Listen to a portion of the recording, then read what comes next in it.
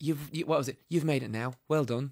And then she walked off. She just walked away, and I was just speechless. I was like, what? It was like the slobber all over his hand. People are so nervous sometimes, you know. I felt so sorry for her, but I just didn't know what to do because it's never happened before to me. So did somebody else not put their arms around you and refuse to let you go? Oh yeah, that was in Orlando. I remember that well. That was at the end of we went outside.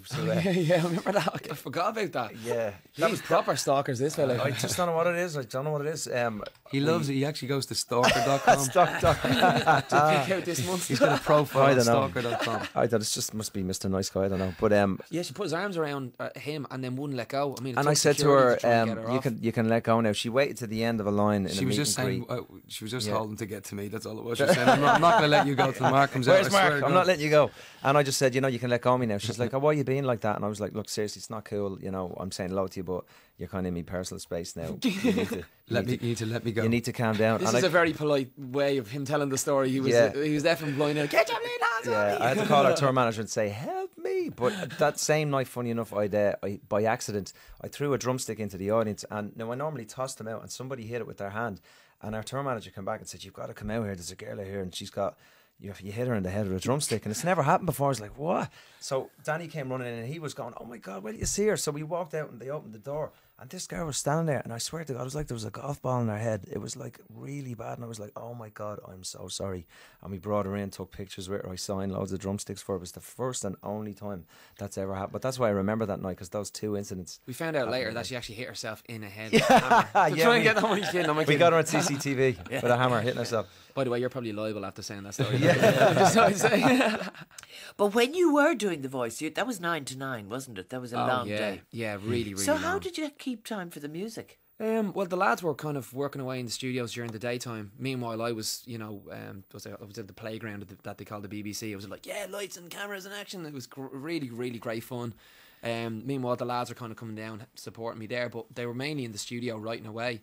And I would do 9 to 9 most days, and then I'd head straight down to the studio.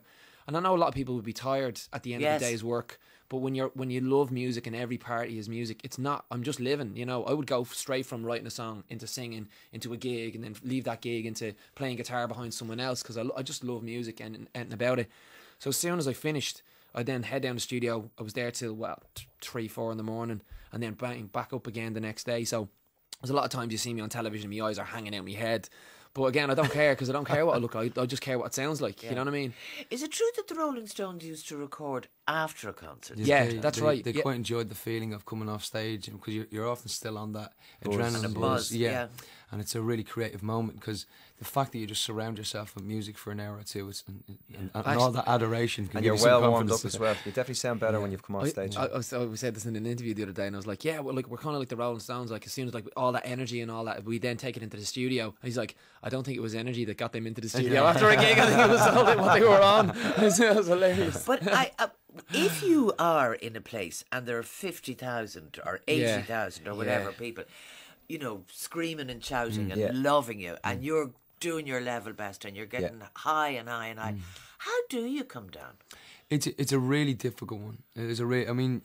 They just measured Bono recently adrenaline levels when he went out on stage, and they reckon when he walked out on stage with enough adrenaline hit his body could kill a normal man if you shot it into a normal man.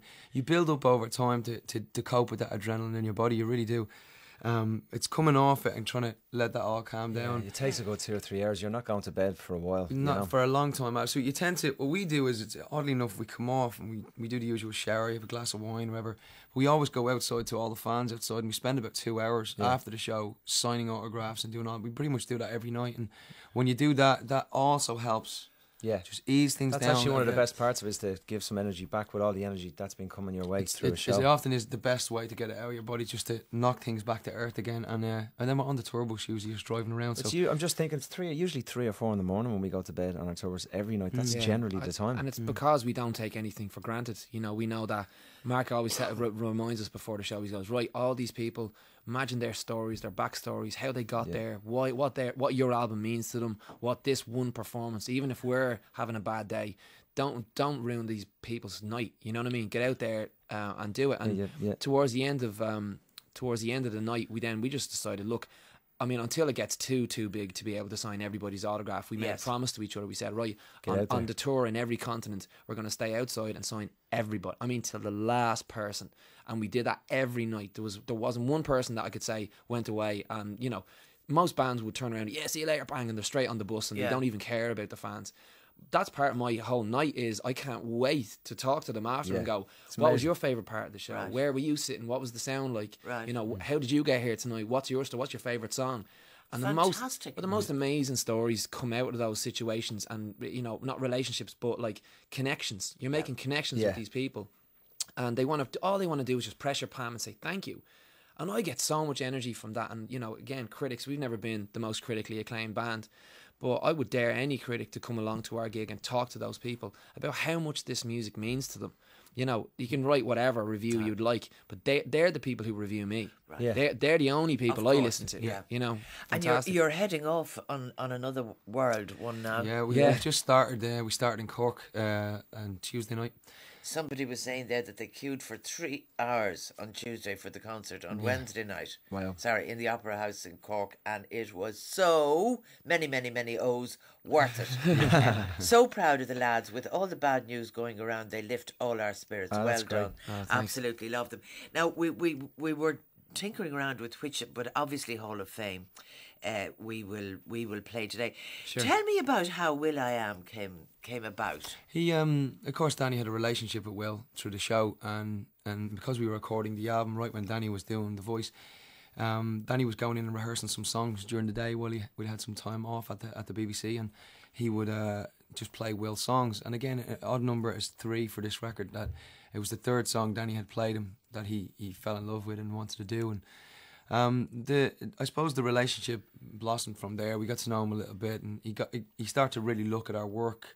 As he said when he was home, he was YouTubing us all the time, finding out about the band, and he really built up this trust. Because remember, he has to produce everything he works on. He produces every single thing. But we wanted to take him into our world. We didn't want to go to the dance world, and we wanted to do a duet in this modern day. Who's asking, you know, a hip hop guy to do a duet? There's not many people that are doing it. So, but we thought it was a great idea. He actually was so busy that if you're not kind of in front of him, it's not going to happen. You know, it's just one of those things. He's so busy, and it started to fall by the wayside. Different things were falling in and out, and wasn't going to happen. And it was just the last day. Danny was leaving and said, "Are we doing this?" And he says, "Yeah, we're doing it." And he goes, "We're doing it now then. Let's go." And Danny got him into kind of a verbal headlock, so to speak. And they get into a car and they call me at the studio. And he says, "I know you're at the studio, but you got to come to Will's hotel. He's got a studio in his hotel."